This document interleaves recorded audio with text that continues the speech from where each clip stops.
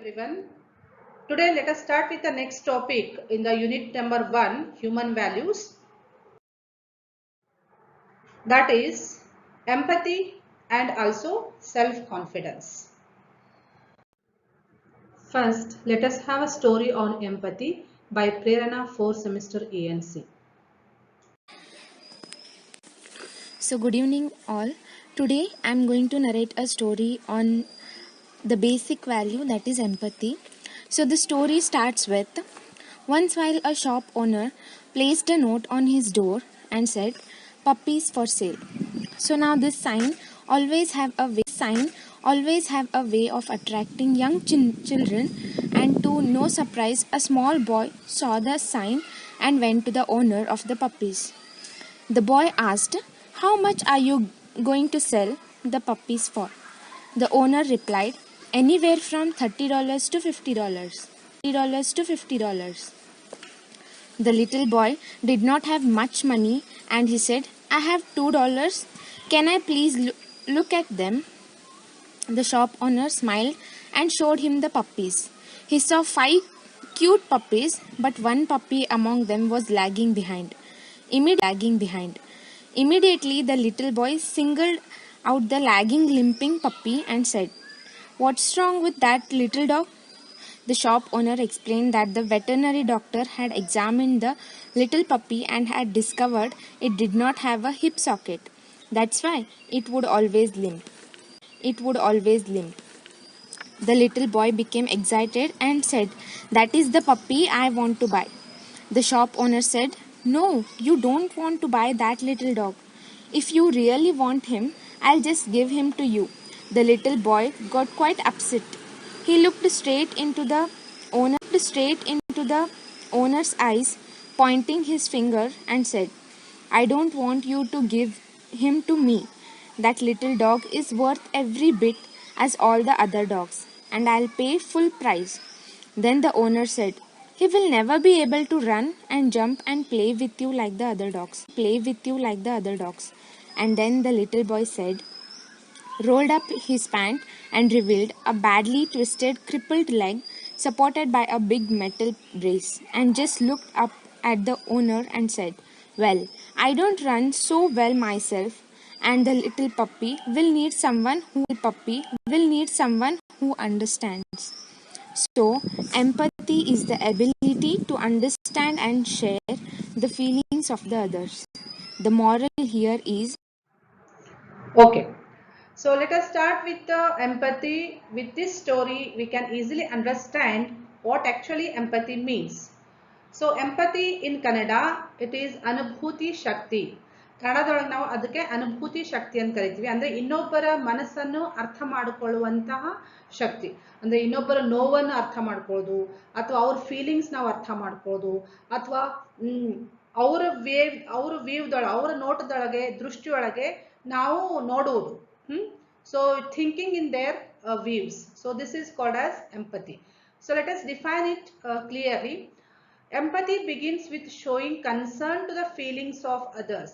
ಅಂದ್ರೆ ಬೇರೆದವರ ಫೀಲಿಂಗ್ಸ್ ನಾವು ಕನ್ಸರ್ನ್ ತೋರಿಸೋದು, ಕಾಳಜಿ ತೋರಿಸೋದು. And looking at things from others point of view.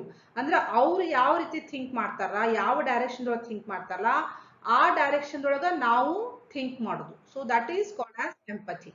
So in this picture you can see that, so this person is consoling this person, he is understanding his problems and showing the concern to him that he is with him.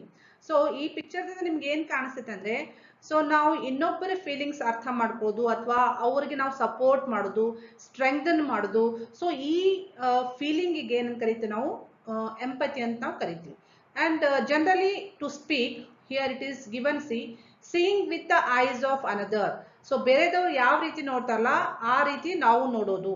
Listening with the ears of another, ಅವ್ರು ಯಾವ ರೀತಿ ಕೇಳಿಸ್ಕೊತಾರಲ್ಲ ಹಾಗೆ ನಾವು ಕೇಳಿಸ್ಕೊಡೋದು. And feeling with the heart of another, ಅವರು ಹೇಗೆ feel ಮಾಡ್ಕೊಂತಾರಲ್ಲ ಹಾಗೆ ನಾವು ಫೀಲ್ ಮಾಡೋದು. So this is the meaning of empathy. So I think it is clear for you. So actual definition is, once again it is given here: ability to put one's self into the psychological frame or point of view of another, to know what the other person feels. So it is another definition of empathy. So with this, we'll continue. Sensing what others feel about without their open talk is the essence of empathy. So ಅವ್ರು ಮಾತಾಡ್ಲಾರ್ದೆ, without their open talk, ಅವ್ರು ಹೇಳಾರ್ದೇನೆ ಅವರ ಮನಸ್ಸಿನಲ್ಲಿ ಏನ್ ನಡೀತಾ ಇದೆ, ಅವ್ರಿಗೆ ಏನ್ ಬೇಕು ಅಂತ ನಾವು ಸೆನ್ಸ್ ಮಾಡ್ತೀವಲ್ಲ, so that is here taken as a technical word radar. So ಇದು ರೆಡಾರ್ ಗತ್ಲೆ ಆಕ್ಟ್ ಆಗ್ತೈತಿ. It includes the imaginative projection into others' feelings and understanding others' background, such as parentage, physical and mental state, economic situation, and association. So this is the clear understanding about the empathy. This is essential ingredient for good human relations and transactions. ನಾವು ಬೇರೆದವ್ರ ಜೊತೆ ಅಥವಾ ಜನರ ಜೊತೆ ನಾವು ಒಳ್ಳೆಯ relationship ಇಟ್ಕೋಬೇಕಂದ್ರೆ, so empathy is required. So everyone requires this character to have a good human relations. I think it is clear for you. Okay, let us look at the characteristics of empathetic person. So empathetic person the characteristics ಹೇಗಿರ್ತಾವ, characters ಹೇಗಿರ್ತಾವ ಅಂತ ಹೇಳಿ ನಾವಿಲ್ಲಿ ನೋಡೋಣ. Understanding others. So first character is the empathetic person ಅಂತ ನಾವು ಯಾವಾಗ ಕರಿತೀವಿ ಅಂದ್ರೆ, that person will understand others. How? Sensing others feelings and perspectives. Perspectives ಅಂದ್ರೆ ದೃಷ್ಟಿಕೋನ, views. ಸೊ ಅವ್ರು ಯಾವ ರೀತಿ ಥಿಂಕ್ ಮಾಡ್ತಾರಲ್ಲ, ಯಾವ ಡೈರೆಕ್ಷನ್ ಥಿಂಕ್ ಮಾಡ್ತಾರಲ್ಲ ಅದನ್ನ ಅಂಡರ್ಸ್ಟ್ಯಾಂಡ್ ಮಾಡ್ಬೋದು. And taking active interest in their welfare. So actively ಅವ್ರಿಗೆ ಒಳ್ಳೇದಾಗ್ಲಿ, ಅವ್ರಿಗೆ ಸ್ಟ್ರೆಂಗ್ದನ್ ಮಾಡ್ಲಿಕ್ಕೆ, ಅವ್ರಿಗೆ ಸಪೋರ್ಟ್ ಮಾಡ್ಲಿಕ್ಕೆ ಇಂಟ್ರೆಸ್ಟ್ ತಗೊಳ್ಳೋದು. Next second one, service orientation. Service orientation ಅಂದ್ರೆ ಸೇವೆಯನ್ನ ಕೊಡುವಂತಹ ಮನೋಸ್ಥಿತಿ. ಸೊ ಅದಕ್ಕೆ ಸರ್ವಿಸ್ ಓರಿಯೆಂಟೇಷನ್ ಅಂತ ಕರೀತಾರೆ. So it is anticipation, recognition and meeting the needs of clients or customers. So it is not that only the people. Here you can take this for customers and clients also. When you are working in a company, so you can understand the feelings of the customers and what the service they require. Accordingly, you can give the service for them. Next, developing others. So this is identification of their needs and strengthening their abilities. ಇದು ಬಹಳ important. So ಸ್ವಲ್ಪ ಜನರು ಏನ್ ಮಾಡ್ತಾರ, just ಕರುಣೆ ತೋರಿಸ್ತಾರೆ. ಯಾರಿಗಾದ್ರೂ ನೋವಾಗಿದ್ರೆ, ತೊಂದರೆ ಆಗಿತ್ತಂದ್ರೆ ಜಸ್ಟ್ ಒಂದೆರಡು ಒಳ್ಳೆ ಮಾತಾಡಿ ಬಿಟ್ಬಿಡ್ತಾರೆ. ಬಟ್ ಎಂಪತಿ ಅದಕ್ಕೆ ಎಂಪತಿ ಅನ್ನಲ್ಲ, ಅದಕ್ಕೆ ಬರೀ ಸಿಂಪತಿ ಅಂತ ಕರೀತಾರೆ. ನಾವು ಕರುಣೆ ತೋರಿಸೋದು, ಜಸ್ಟ್ ಒಂದೆರಡು ಒಳ್ಳೆ ಮಾತಾಡಿದ್ರೆ ಅದು ಸಿಂಪತಿ ಅಂತ ಕರ್ಕೊಂತೈತಿ. ಬಟ್ ಎಂಪತಿ ಅಂತ ನಾವು ಯಾವಾಗ ಕರಿತೀವಿ ಅಂದ್ರೆ, ಅವ್ರ ಜೊತೆ ನಾವು ಕಾಳಜಿ ತೋರಿಸೋದಲ್ಲದೆ, ಕೇರ್ ಮಾಡೋದಲ್ಲದೆ ಅವರನ್ನ ಸ್ಟ್ರೆಂಗ್ದನ್ ಮಾಡೋದು. ಅವ್ರು ಕುಗ್ಗಿ ಹೋಗಿರ್ತಾರ, ನೋವಿನಲ್ಲಿ ಕುಗ್ಗಿ ಹೋಗಿರ್ತಾರ, ಅಥವಾ ಏನೋ ಬೇಜಾರಾಗಿರ್ತೈತಿ. ಸೊ ಅಂಥವ್ರಿಗೆ ನಾವು ಎನ್ಕರೇಜ್ ಮಾಡೋದಲ್ಲದೆ, ಅವ್ರಿಗೆ ಸಪೋರ್ಟ್ ಮಾಡೋದಲ್ಲೇ ಅವ್ರಿಗೆ ಸ್ಟ್ರೆಂಗ್ತ್ ತುಂಬುದು. ಅವ್ರು ಮತ್ತೆ ಅದರಿಂದ ಹೊರಗಡೆ ಬಂದು ನಾರ್ಮಲ್ ಲೈಫ್ ಲೀಡ್ ಮಾಡುವಂಗ ನಾವು ಅವ್ರಿಗೆ ಸಪೋರ್ಟ್ ಮಾಡ್ತೀವಲ್ಲ, that is called as empathy. Okay, so this is developing others. So this is another characteristics of empathy. Next, leveraging diversity. So you can see that diversity is what it is, vibhinnate anta kariತೀವಿ ಕನ್ನಡದೊಳಗೆ. So you will be meeting with diverse people in India. So in India you can see that variety of people coming from different states, different religion, different caste, languages. ಅದಕ್ಕೆ diversity ಅಂತ ಕರೀತಾರೆ. So ಅಂಥವ್ರ ಜೊತೆ ನಾವು ಹೇಗೆ ವ್ಯವಹಾರ ಮಾಡಬೇಕು. So if you know others feelings, others how do they think, ಅವ್ರು ಹೇಗೆ ಥಿಂಕ್ ಮಾಡ್ತಾರೆ ಅಂತ ನಿಮ್ಗೆ ಗೊತ್ತಾಗ್ತದೆ, it will be very easy for you to work with diverse people. So this is another characteristics. See here, diversity is recognized as strength or opportunity. So empathic person ಅವ್ರು ಹೇಗೆ ತಗೋತಾರೆ ಅದನ್ನ, so they will look at the diversity as their strength and their opportunity to serve them. This leads to enhanced organizational learning, flexibility and profitability. So ಇದು ಯಾವ ರೀತಿ help ಆಗ್ತೈತ್ರಿ ಆರ್ಗನೈಸೇಷನ್ಗೆ. So because ಆರ್ಗನೈಸೇಷನ್ದಲ್ಲಿ ಬಹಳ variety people ಇರ್ತಾರೆ, ಬೇರೆ ಬೇರೆ ಕಡೆಯಿಂದ ಬಂದಿರ್ತಾರೆ. ಅಂಥವ್ರ ಜೊತೆ ನಾವು ಕೆಲಸ ಮಾಡ್ಬೇಕಾಗ್ತೈತಿ. ಸೊ ಅದನ್ನ ನಾವು ಒಂದು ಅಪಾರ್ಚುನಿಟಿ ಅಂತ ತಗೊಂಡು, ಅದನ್ನ ನಾವು ನಮ್ದೊಂದು ಸ್ಟ್ರೆಂತ್ ಅಂತ ತಗೊಂಡು ನಾವು ವರ್ಕ್ ಮಾಡಿದ್ರೆ it will help the organisation. So this is the best character the every person who is working in the company should possess. Okay, next, political awareness. Political awareness ಅಂದ್ರೆ ರಾಜಕೀಯದ ಬಗ್ಗೆ ಸ್ವಲ್ಪ ಜಾಗೃತಿಯಾಗಿ ಗೊತ್ತಿರಬೇಕು. ಅದಕ್ಕೆ It is ability to read political and social currents in the organization. So in every organization there will be some political awareness everyone should know. ಹೊರಗಡೆ ಏನು ನಡೀತಾ ಇದೆ ಅಂತ ಜನರಿಗೆ ಗೊತ್ತಿರಬೇಕು, ನಮಗೂ ಗೊತ್ತಿರಬೇಕು. ಸೊ ಅದು ಗೊತ್ತಿತ್ತಂದ್ರೆ then it will help us to have the transactions with the customers and also with the suppliers, so with other people. So this is the another character. So these all actually tells the different characters which are possessed by a empathetic person. Clear? Okay, in empathy there are many benefits for a person personally and also for the organization. So in the examination it will be asked as list the benefits of empathy ಅಂತ ಕೇಳ್ತಾರೆ ನಿಮಗೆ. So ಆ ರೀತಿ ಕೇಳಿದಾಗ so you need to answer like this. So there are many benefits of empathy. Let us take one by one. First one, good customer relations. So ನೀವು empathetical characteristics ಇತ್ತಂದ್ರೆ so you can have a good relationship with the customers. So it gives rise to good sales and service. So ಇದು ಒಂದು ಒಳ್ಳೆ relationship ಇದ್ದ ಕೂಡಲೇ customer ಜೊತೆಗೆ ಅವಾಗ ಸೇಲ್ಸ್ನು ನಾವು ಜಾಸ್ತಿ ಮಾಡ್ಬೋದು ಮತ್ತೆ ಸರ್ವಿಸ್ನು ನಾವು ಚೆನ್ನಾಗಿ ಕೊಡ್ಬೋದು ಕಸ್ಟಮರ್ಗೆ. Next good labour relations. So good labour relations ಅಂದ್ರೆ ಬಾಸ್ ದಿಂದ ಲೇಬರ್ಗೆ ಒಂದು ಒಳ್ಳೆಯ ರಿಲೇಶನ್ಶಿಪ್ ಯಾವಾಗ ಬರ್ತೈತೆ ಅಂದ್ರೆ when they are having this characteristics empathy. Okay, so ಈ ರೀತಿ ಇದ್ರೆ then manufacturing process will be smooth ಅಂದ್ರೆ ಯಾವುದೇ ತೊಂದರೆ ಇರಲಾರ್ದೆ ಸರಿಯಾಗಿ ಫ್ಲೋ ಆಗ್ತಿರ್ತೈತಿ. So it is a profitable for the company. Next good vendor producer relationship. So vendor ಅಂದ್ರೆ ಯಾರಿ? ಮಾರಾಟಗಾರರು ಮಾರ್ತಿರ್ತಾರಲ್ರಿ. ಸೊ ಈಗ ಕಂಪನಿಯಿಂದ ಪ್ರಾಡಕ್ಟ್ ತಗೊಂಡು ಅವನ್ನ ಕಸ್ಟಮರ್ಸ್ ಗಿರಾಕಿಗಳಿಗೆ ಕೊಡ್ಲಿಕ್ಕೆ ಒಂದು ಅಂಗಡಿ ಎಲ್ಲ ಇಟ್ಕೊಂಡಿರ್ತಾರೆ ನೋಡ್ರಿ, ಮಾರಾಟಗಾರರು ಅಂತ ನಾವು ಕರಿತೀವಿ. ಅವ್ರಿಗೆ ವೆಂಡರ್ಸ್ ಅಂತ ಕರೀತಾರೆ. So vendors. ಪ್ರೊಡ್ಯೂಸರ್ಸ್ ಅಂದ್ರೆ ಯಾರು? ಕಂಪನಿ ಒಳಗ ಪ್ರೊಡ್ಯೂಸ್ ಮಾಡ್ತಿರ್ತಾರಲ್ಲ ಐಟಮ್ಸ್, ಅವ್ರಿಗೆ ಪ್ರೊಡ್ಯೂಸರ್ಸ್ ಅಂತ ಕರೀತಾರೆ. ಸೊ ಇವರಿಬ್ಬರ ನಡವಳಿಕೆ ಒಂದು ಒಳ್ಳೆ ರಿಲೇಶನ್ಶಿಪ್ ಬೆಳೀತಿದೆ ಅಂದ್ರೆ so that is because of empathy. So this relationship will be good and that will actually benefit both of them. That is vendor also will be benefited and producer will be also benefited with this character empathy. Next, it develops the courage to get success. So ಇನ್ನೊಂದು benefit ಏನಾಗ್ತದೆ ಅಂದ್ರೆ so this gives rise to courage to get the success also personally and for the company. It maximizes the output and profit. So when there are good relationship between the customer, between the labor, between the vendor and producer, then automatically what happens? The sales will increase and it will increase the profit of the company. So these all are benefits of empathy. So this is the important character everyone must possess personally and also professionally. Self-confidence. First, let us have a story on self-confidence by Chetana, 4th semester ENC. ಎಲ್ಲರಿಗೂ ಶುಭ ಸಂಜೆ, ಶುಭೋದಯಗಳು. France ದೇಶದಲ್ಲಿ Napoleon Bonaparte ಎಂಬ ಒಬ್ಬ ವ್ಯಕ್ತಿ, ಆತ ಒಮ್ಮೆ ತನ್ನಲ್ಲಿದ್ದ 1,00,000 ಜನ ಸೈನಿಕರೊಡನೆ ಇಂಗ್ಲೆಂಡಿನ ಮೇಲೆ ಯುದ್ಧಕ್ಕೆಂದು ಹೊರಟ. ಹೀಗೆ ಯುದ್ಧಕ್ಕೆ ಹೊರಟು ನಿಂತ ಸ್ವಲ್ಪ ಸಮಯದಲ್ಲೇ ತನ್ನ ಸ್ನೇಹಿಯ ಒಬ್ಬ ಸೈನಿಕ ಓಡೋಡಿ ಬಂದು, ರಾಜ ಯುದ್ಧ ಬೇಡ ಎಂದು ಹೇಳಿದ. ಆಗ ನೆಪೋಲಿಯನ್, ಏಕೆ ಯುದ್ಧ ಬೇಡ ಎಂದು ಕೇಳಿದಾಗ ಆ ಸೈನಿಕ, ಇಂಗ್ಲೆಂಡಿನ ಕಡೆ 2,00,000 ಜನ ಸೈನಿಕರಿದ್ದಾರೆ, ನಮ್ಮ ಕಡೆ ಕೇವಲ 1,00,000 ಜನ ಸೈನಿಕರು ಮಾತ್ರ ಇದ್ದಾರೆ. ನಾವೇನಾದರೂ ಇಂಗ್ಲೆಂಡಿನ ಮೇಲೆ ಯುದ್ಧಕ್ಕೆ ಹೋದರೆ ಸೋಲುವುದು ಖಚಿತ. ಈ ಜಗತ್ತಿನಲ್ಲಿ ಇಲ್ಲಿಯವರೆಗೆ 1,00,000 ಜನ 2,00,000 ಜನರನ್ನು ಸೋಲಿಸಿರುವ ಇತಿಹಾಸವೇ ಇಲ್ಲ. ಆದ್ದರಿಂದ ಯುದ್ಧ ಬೇಡ ಎಂದ. ಆತನ ಮಾತನ್ನು ಕೇಳಿದ ನೆಪೋಲಿಯನ್ ತನ್ನ ಸೈನಿಕರಿಗೆ ಹೇಳುತ್ತಾನೆ, ಈತ ಏನೇನೋ ಬಾಯಿಗೆ ಬಂದಂತೆ ಹೇಳುತ್ತಿದ್ದಾನೆ ಎಂದು ನೀವು ಭಯಪಡಬೇಡಿ. ನನ್ನ ಈ ಮಾತನ್ನು ಚೆನ್ನಾಗಿ ನೆನಪಿಟ್ಟುಕೊಳ್ಳಿ. ನಮ್ಮಲ್ಲೂ 2,00,000 ಸೈನ್ಯವಿದೆ.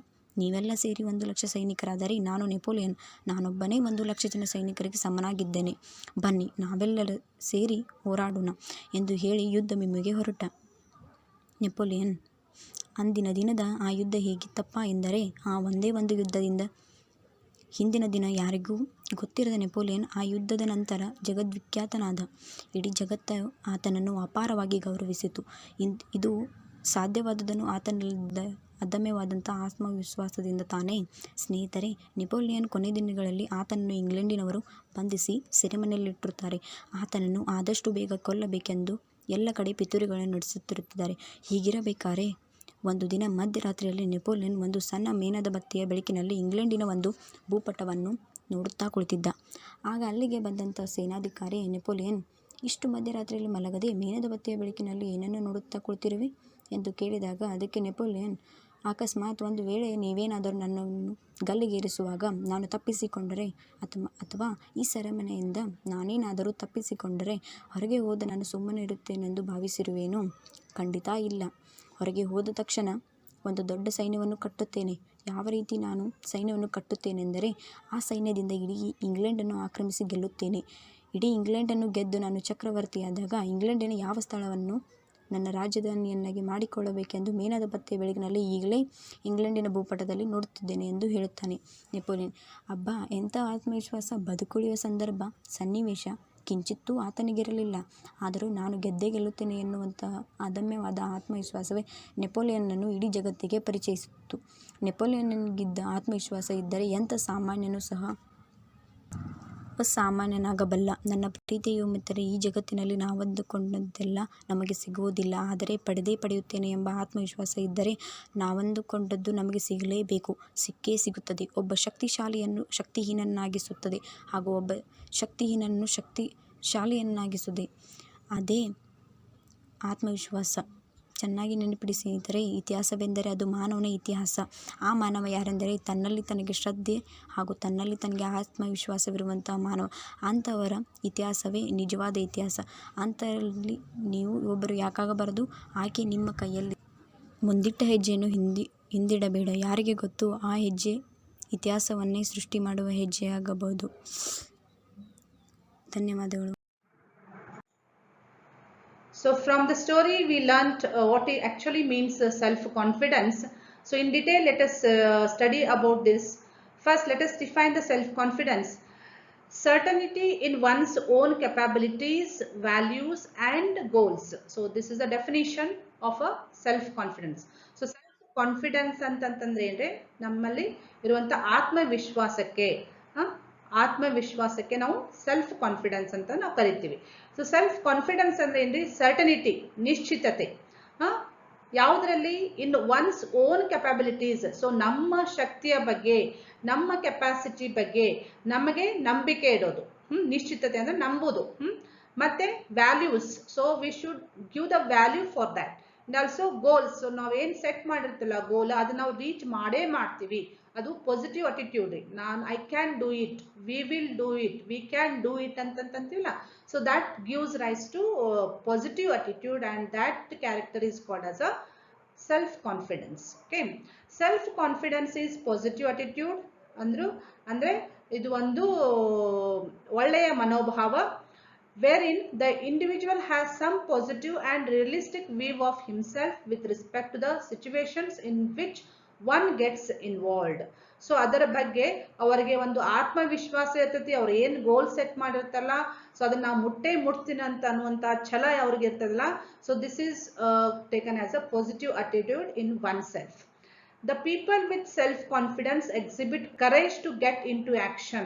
So self-confidence ಯಾರಿಗೆ ಇರ್ತೈತಿಲ್ಲ, ಆಟೋಮೆಟಿಕಲಿ ಅವ್ರಿಗೆ ಕರೇಜ್ ಬಂದೇ ಬರ್ತೈತಿ. So we learn the courage in the previous class.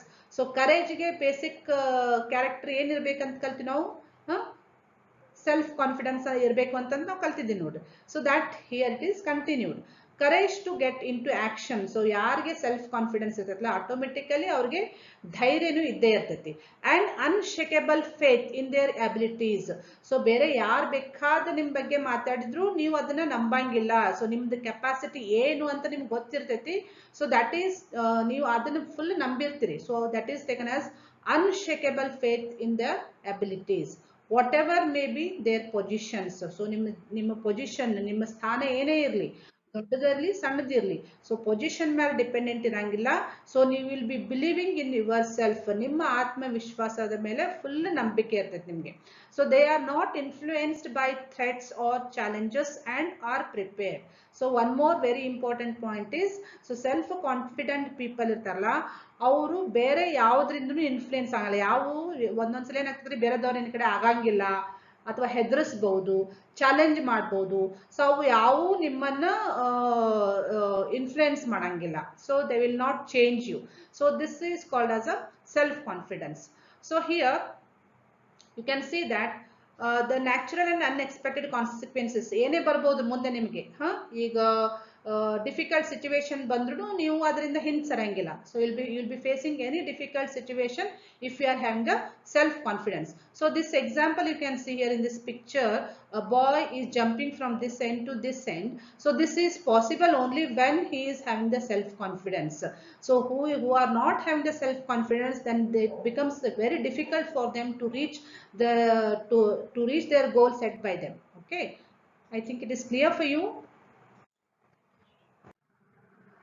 Okay, we'll see two characteristics of self-confident people. So self-confidence ಅಂದ್ರೆ ಏನಂತ ಗೊತ್ತು ಮಾಡ್ಕೊಂಡಿವಿ ನಾವು. So self-confident people characteristics ಏನಿರ್ತಾವು ನೋಡ್ರಿ.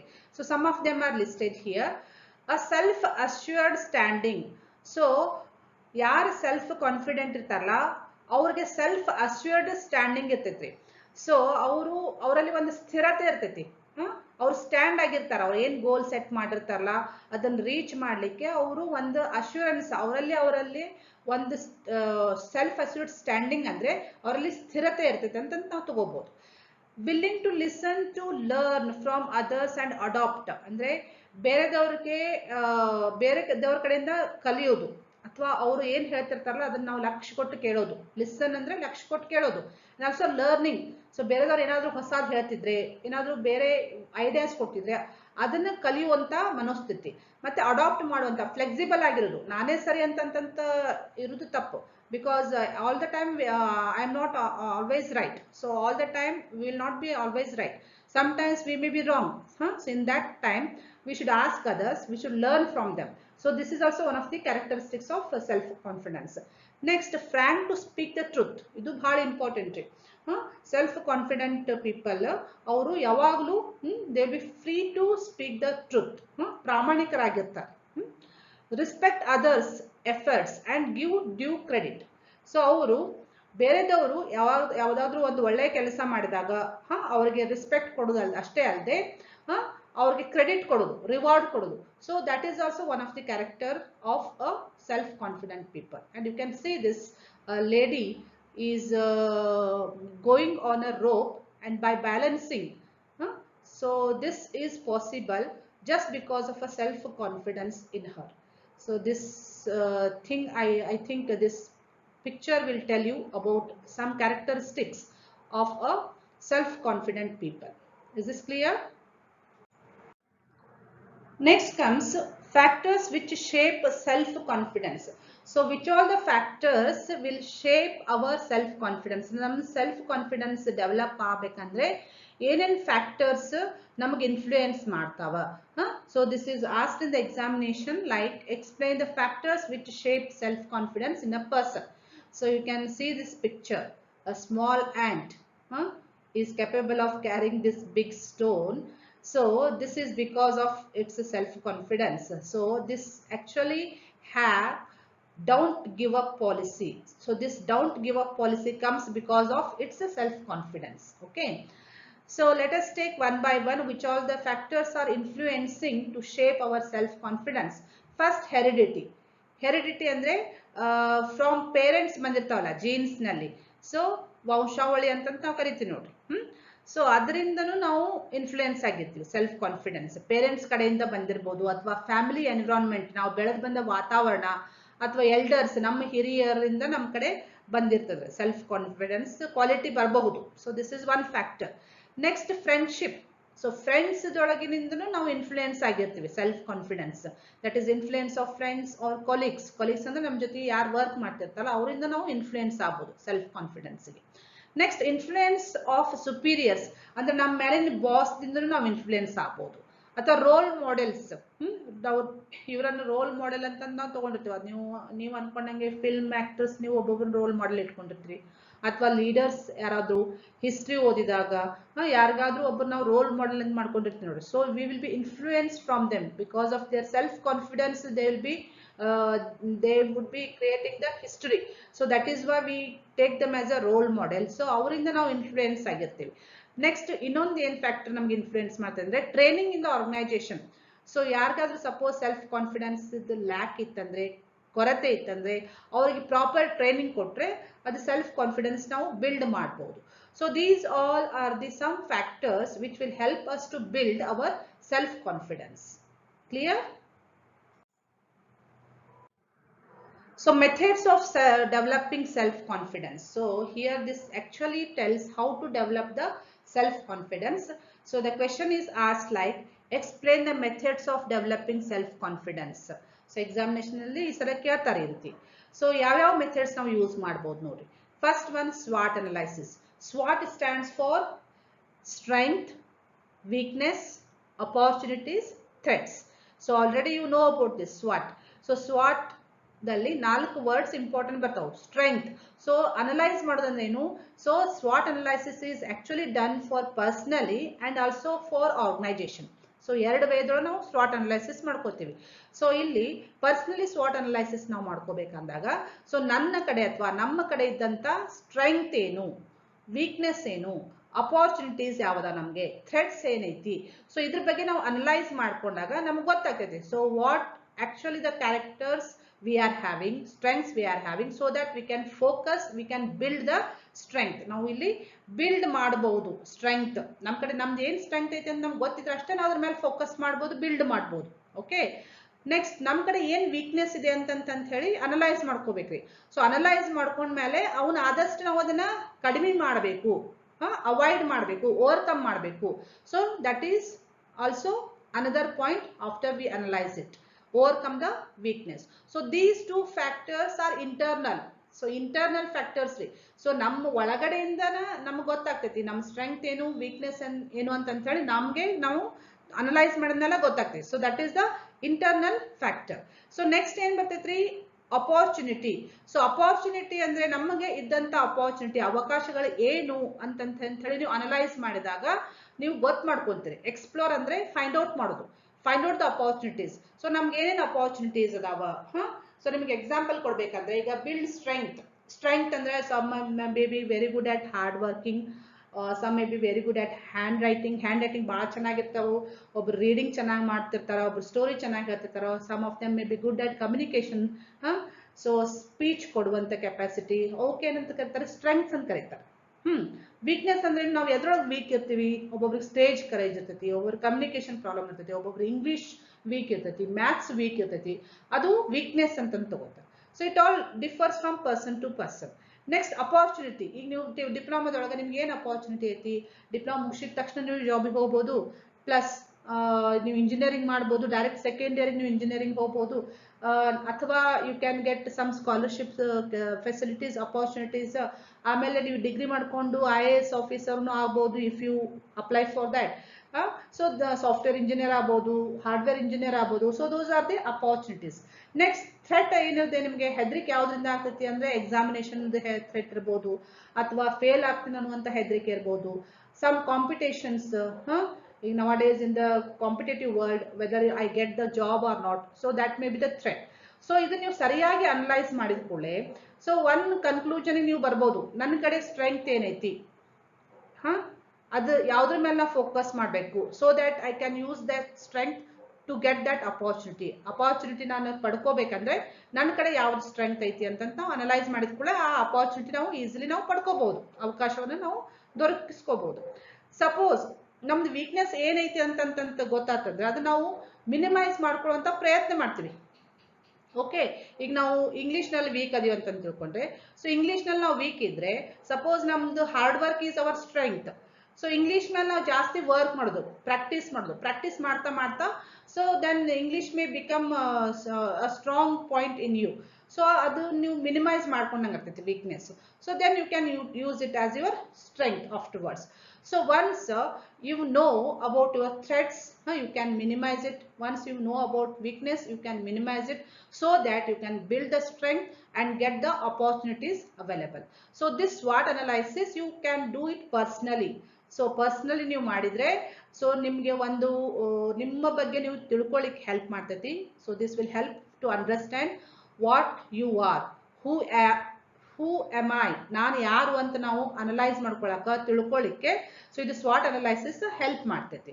So this will also help to develop the self confidence.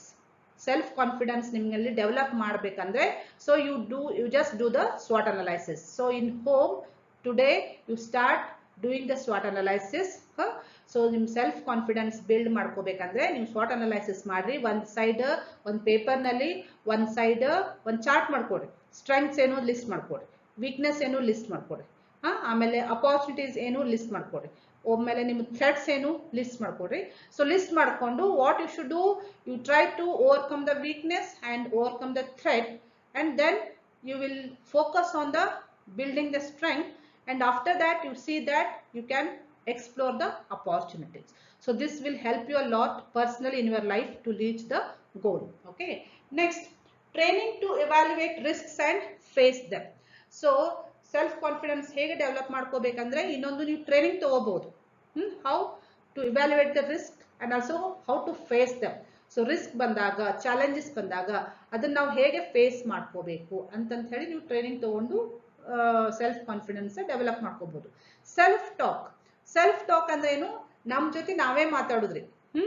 So ಒಂದು mirror ಮುಂದೆ ನೀವೇ ನಿಮ್ಮ ಬಗ್ಗೆ ನೀವೇ ಮಾತಾಡೋದಿರ್ಬೋದು, ಅಥವಾ ಆಕ್ಷನ್ ಮಾಡೋದಿರ್ಬೋದು. ಈಗ ನಿಮ್ಗೆ ಯಾವ್ದಾದ್ರು ಒಂದು ಸ್ಟೇಜ್ ಮೇಲೆ ಬಂದು ಸ್ಪೀಚ್ ಕೊಡಂತಂದಾಗ so you can get the rehearsal of it in front of the mirror, you can try this. So ನಿಮ್ಮಷ್ಟಕ್ಕೆ ನೀವೇ ಮಾತಾಡೋದು. So self connectivity. ಸೊ ಇದು ನೀವು ಟ್ರೈ ಮಾಡ್ಬೋದು. By writing the diary also you will be talking with yourself. So ನಿಮ್ಗೆ ಯಾವಾಗ ಖುಷಿ ಆಗ್ತೈತಿ, ನಿಮಗೆ ಯಾವಾಗ ಸಿಟ್ಟು ಬರ್ತೈತಿ, ಯಾವಾಗ ನೀವು ಆಂಕ್ಷಿಯಸ್ ಆಗ್ತೀರಿ, ಯಾವಾಗ ನಿಮಗೆ ಹೆದರಿಕೆ ಆಗ್ತೈತಿ, so you can make a note of it daily in your personal diary. So that gives what the connectivity between you and your mind, ಅಂದ್ರೆ ನಿಮ್ಮ ಬಾಡಿ ಮತ್ತು ಮೈಂಡ್ ಕನೆಕ್ಟಿವಿಟಿ ಕೊಡ್ತೈತಿ. and this actually gives rise to developing the self confidence within you. Okay, next, study and group discussions. So ಇನ್ನೊಂದು ಏನ್ ಮಾಡ್ಬೋದು ಅಂದ್ರೆ ನೀವು self confidence build ಮಾಡ್ಕೋಬೇಕಂದ್ರೆ ಸರಿಯಾಗಿ ಸ್ಟಡಿ ಮಾಡಬೇಕು. ಅಂದ್ರೆ ಯಾವುದೇ ಟಾಪಿಕ್ ತಗೊಂಡ್ರು ಅದನ್ನ ಜಾಸ್ತಿ ಓದ್ಕೊಂಡು ತಿಳ್ಕೋಬೇಕು. ಮತ್ತೆ ಗ್ರೂಪ್ ಡಿಸ್ಕಷನ್, ನಿಮ್ಮ ಫ್ರೆಂಡ್ಸ್ ಜೊತೆ ಡಿಸ್ಕಸ್ ಮಾಡಿದ್ರೆ ಇನ್ನೂ ನೀವು ಜಾಸ್ತಿ ಕಲಿತೀರಿ. ಮತ್ತೆ ಇನ್ನೊಂದು ಏನಂದ್ರೆ you should know the history of the leaders and also innovators. ಅಂದ್ರೆ ಏನಾದ್ರು ಹೊಸದನ್ನು ಕಂಡು ಹಿಡಿದಿರ್ತಾರಲ್ರಿ, ಸೈಂಟಿಸ್ಟ್ ಇರ್ಬೋದು, ಕ್ರಿಯೇಟಿವಿಟೀಸ್ ಇರ್ತಾವಲ್ರಿ, ಏನಾದ್ರು ಹೊಸದು ಕಂಡು ಹಿಡಿತಾರಲ್ಲ ಅವ್ರ ಬಗ್ಗೆ ತಿಳ್ಕೊಳ್ರಿ. So these stories, so now what Chetna told, so those stories will help us to how to develop the self confidence. So we will be motivated from that. So these all points will help us to develop the self confidence in us. So I think it is clear for you.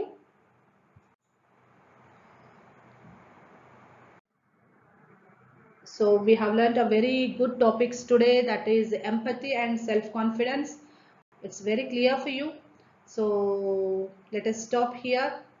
Take care. Bye. Good night.